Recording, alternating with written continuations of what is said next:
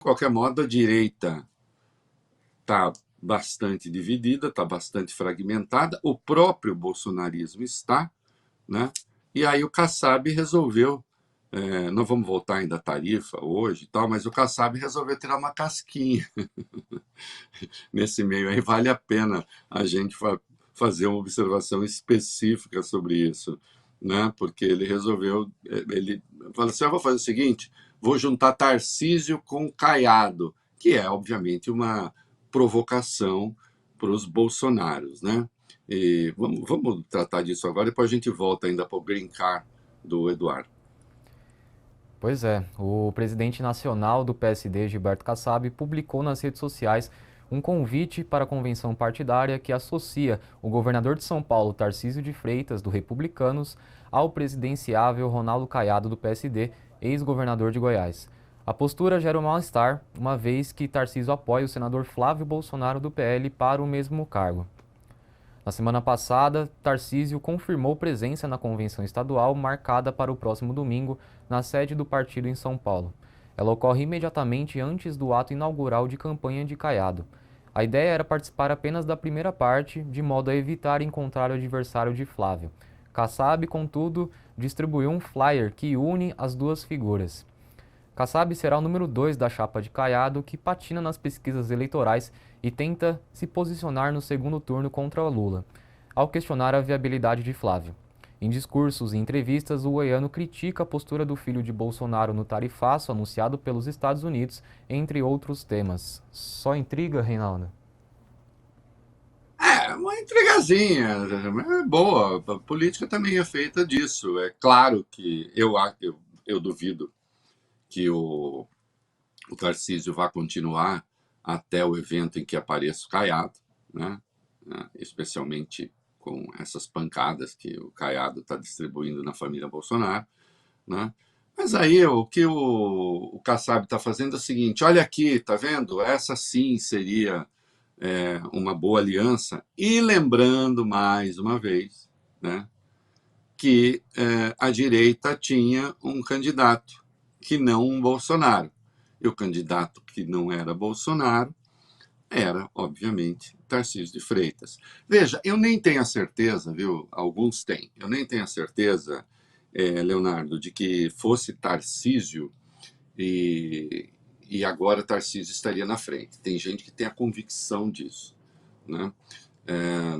Tem gente que escreve a respeito que, assim, meu Deus do céu, deve usar essa possibilidade assim como você usou o Pidem à noite, né? Ai, vou pensar em Tarcísio presidente para conseguir conciliar com o sono, né? Bom, ele não pode se candidatar, está fora, né? Eu não sei se não dá para contar história que não houve, né? O que eu sei é a história que houve. E a história que houve é que no dia 7 de julho do ano passado, né, eu escrevi um artigo no UOL, ainda, antes de eu ser gloriosamente seduzido pela Metrópolis. Eu escrevi um artigo no UOL dizendo que o candidato não seria Tarcísio, que o candidato seria necessariamente um Bolsonaro, né? Essa marquinha na coronha, como se diz, para usar uma linguagem bolsonarista, é minha, né? Eu lembro que à época até alguns amigos me mandaram mensagem: que foi, tio? Surtou? Que absurdo! Porque se dava como certo. O Tarcísio chegou a ser tratado pela imprensa brasileira como um pré-presidente. Eu nunca vi isso, Leonardo. Isso nunca tinha acontecido antes. Pré-presidente. Já estava eleito. Alguns chegaram até com a responsabilidade de conduzir institutos de pesquisa, o que é uma manifestação vigorosa de vergonha alheia, né? Chegaram a fazer assim verdadeiras equações matemáticas para demonstrar como Tarcísio iria ser o presidente da República. E mais, né, ele foi considerado um moderado, que é tudo que ele não é. O Tarcísio tem uma visão de mundo de extrema direita. Ele apenas é mais articulado do que Jair Bolsonaro, mais inteligente do ponto de vista da capacidade de ligar coisas da vida real, né? Fala com mais facilidade, mas, de qualquer modo, é um caudatário do bolsonarismo, né?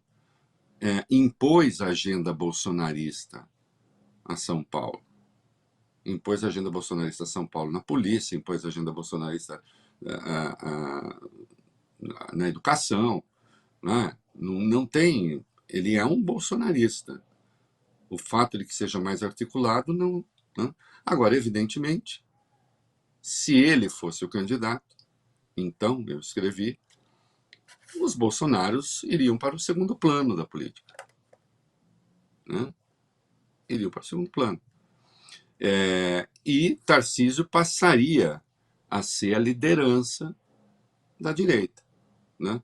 Por um bom tempo, prestaria seus tributos, né? E pagaria os tributos ao bolsonarismo, até que começaria a construir, digamos assim, o seu próprio legado.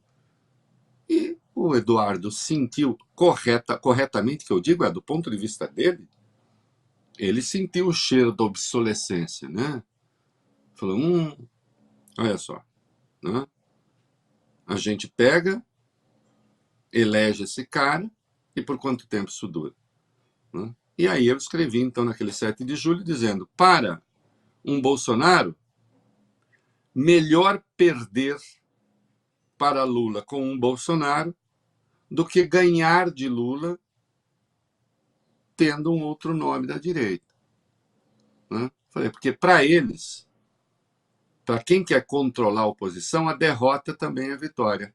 Não é que no dia 4 de novembro daquele ano, o Eduardo dá uma entrevista, né, para um podcast chamado Market Makers, e diz, para nós, a derrota também é vitória, né? Porque tentam alijar o bolsonarismo do cenário da direita.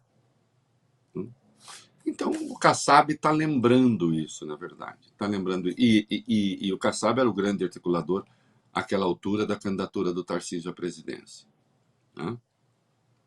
E aí ele rememora o nome do Tarcísio, que era o sonho de consumo de boa parte da direita não bolsonarista e de uma categoria muito especial que surgiu no Brasil, que são os extremistas de centro, né? Que tem posições de extrema-direita, mas se dizem de centro.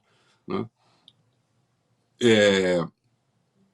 Ele está lembrando. E aí está tentando associar ao Caiado e fazendo um pouco de intriga também, né? Porque, afinal de contas, a intriga, como você citou, também faz parte da política.